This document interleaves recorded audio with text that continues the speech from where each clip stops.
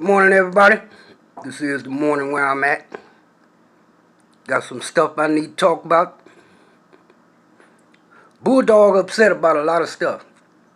Mostly the self-righteousness that goes on in the city and the nation that I live in. I was born and raised here. So I'm going to exercise my First Amendment right because you self-righteous, let me put it like this, you self-righteous son of bitches. Y'all have blocked a lot of stuff. And I'm talking about these Democrats up here in Chicago. All my life I've been listening to you motherfuckers talk your bullshit. Set me free. Vote for me. Set you free. Stuff like that. You damn lie. You been lying.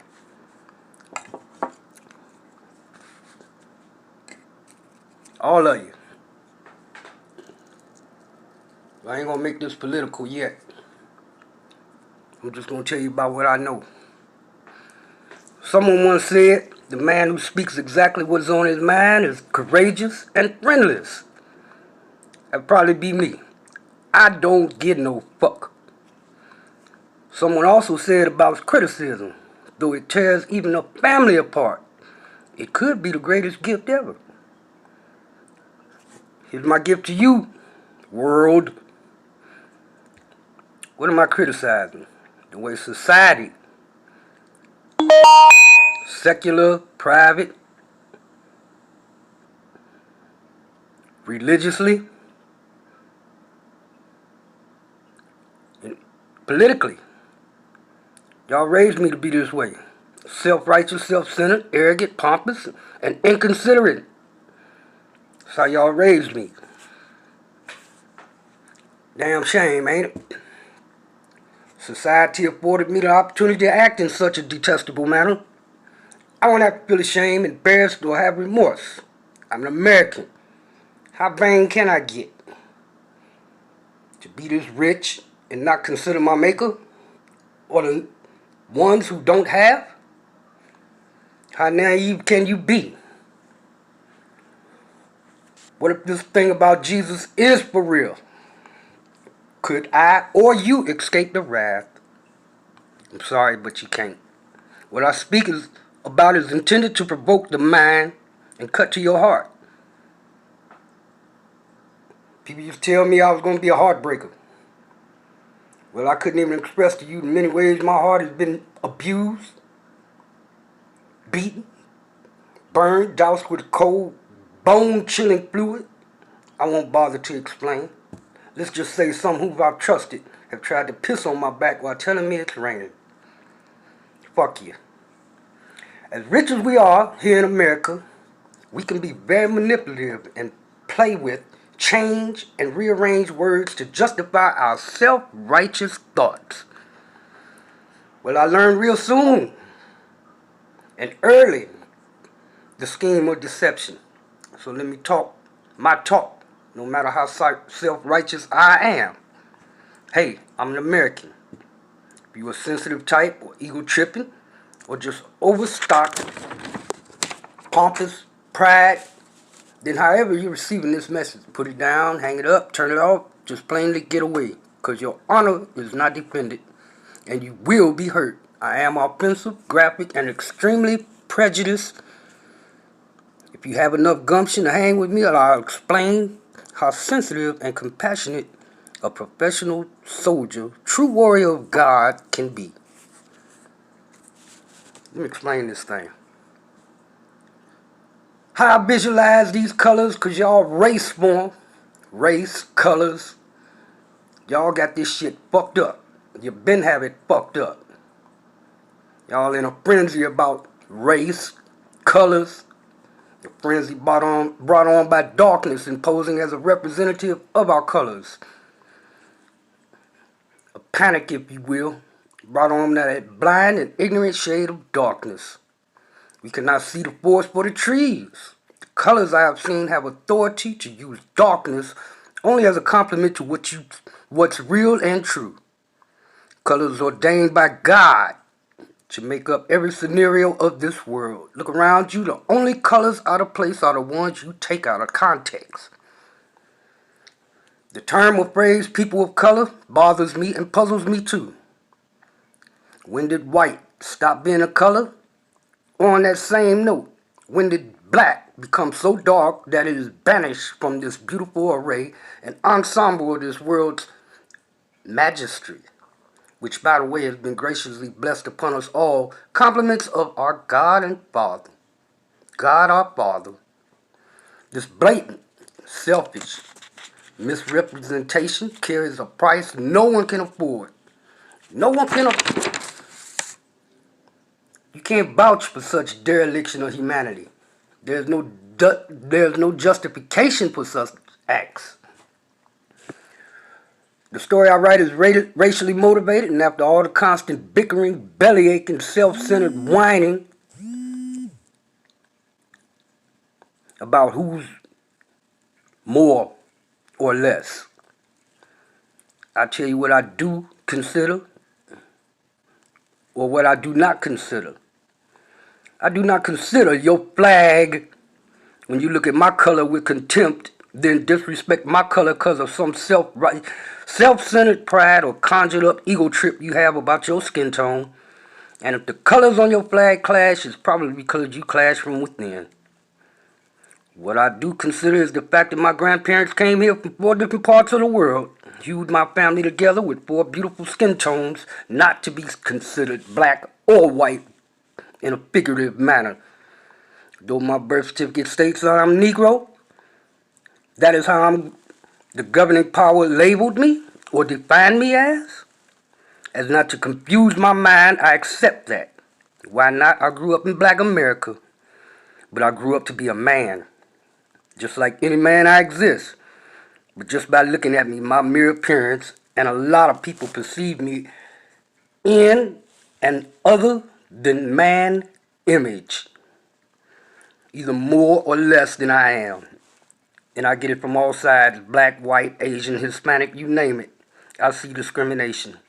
So don't tell me about your prejudicial, hypocritical, self-righteous, sensitive arguments. And don't ask me to choose sides when I got kinfolk from everywhere I turn. All of them beautiful shades that made up my skin tone. In my world of colors, the manner of their existence is their personality, their character, all complementing each other like life in the forest, with no room or reason for petty selfishness or discrimination. Let me paint this picture. Let me start with the black and white of things. Black. This color wants to love and to protect me. With warm talent and style, it loves to have fun. White, with a watchful eye, pays close attention, can water a whole valley, which cleanses my face and refreshes the atmosphere. Now I can talk of the woman in my life, red, yellow, orange, pink. Speak of my brothers, green, brown, and blue, and inform you of silver and gold, the twins of my family. I visualize red as bold, running deep, like my bloodline. It stands out and insists you recognize her presence.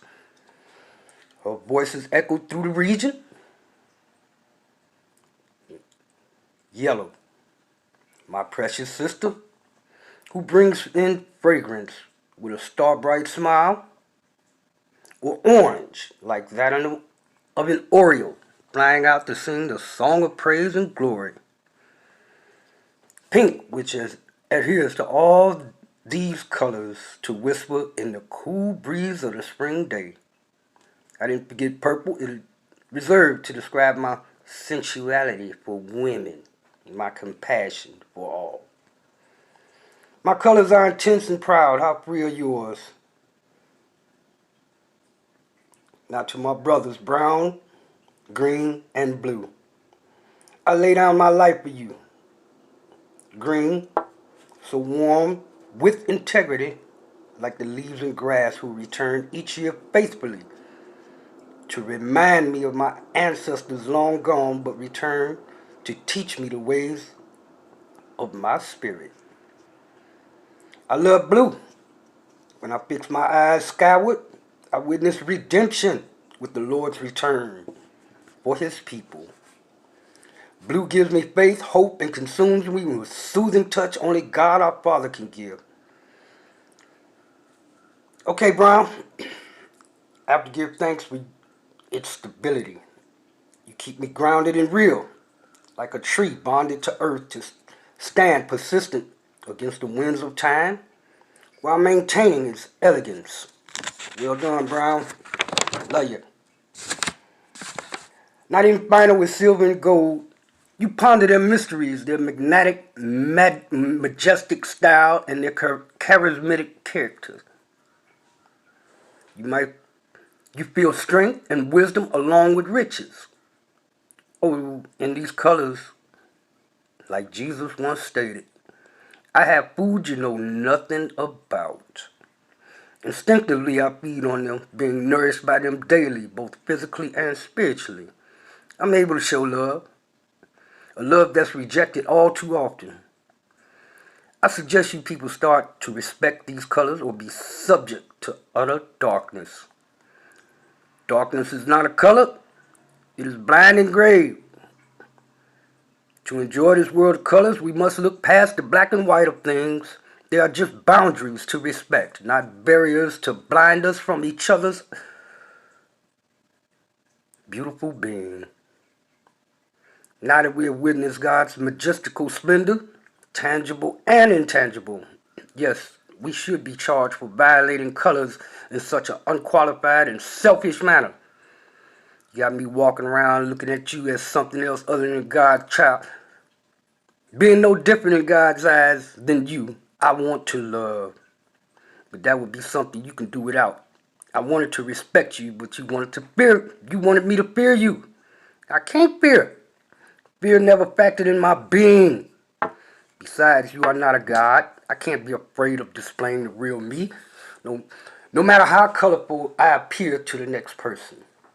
As far as race goes, I'm of the human race. No matter what side of the fence I come from, black, white America, or wherever America, you still have to contend with me as a man in this world. You people have been playing this game for race, for colors for too long. It's repugnant. You're repugnant in your arguments. I'm tired of hearing it. Ever since I arrived on planet Earth, this so-called black and white issue ain't done nothing but hindered my love and made me bitter. We're only here together on Earth for a short while. Don't make me ashamed of my time spent here with you. I have one more thing to tell you about darkness. Well, maybe for now I don't have pain. Like I'm about to explain. I just know it. Tell you what some of y'all are. Some of y'all are nocturnally dead. I've watched you. I've seen you. Don't worry about it. You're nocturnally dead. It goes like this. As I start this day, by now I despise the sun. I've waited and craved all night. Night has left me. I hide in its darkness. I tried to create my color, but dawn has destroyed it. The coldness of night I endured for the sake of shame. But now this day I deal with apprehensively and with the attitude called bitter. With no hope for this day, my desire is for dusk. There is no flame for it, just hunger. Hunger to selfishly conjure and develop my own universe. In my dealings with others just like me, my lesson learned was the only rule in darkness is pain. On this day, the flip side of my universe, my scars are illuminated, exposing my fruitless deeds. In vain, my attempts to become what I want are futile. Fatigue shows in my work, with weariness written on my forehead. In all this I regret denying the warmness that once dwelled in my heart. Well, there y'all go. Tell you how self-righteous I am. Or you are. And even though I am self-righteous like anybody else, only a few select things I'm self-righteous about. That word of God right there. And the fact that I signed a contract and it's lifetime bounding to serve God Country Corps. Now, you get in my way, you might have a problem. I'm going to get back with y'all. Next time we're going to talk about not just racism, we're going to talk about politics and religion. I don't think y'all going to like it. Well, a lot of people, the self-righteous ones, self-centered ones, you're not going to like it. You ain't going to like it at all. Probably didn't like what I just talked about. But that's okay. Because I have a First Amendment right. And y'all trying to take it away, but you can't. YouTube, you can take me off. I don't give a fuck. I don't give no fuck. I'm find another way to get back on. Y'all know I can. And I'm going to speak what I want to speak. Because I have a First Amendment right now. If you try to take that from me, the best way to do it is to kill me. And I invite you. Let's play some. I don't care. We can play some. Think about killing me, just know that, hey, y'all see that bulldog up there? Can you see it? That's what you probably have to contend with coming up against me. So anyway, I'm going to get back with y'all. Have a good one. God bless you.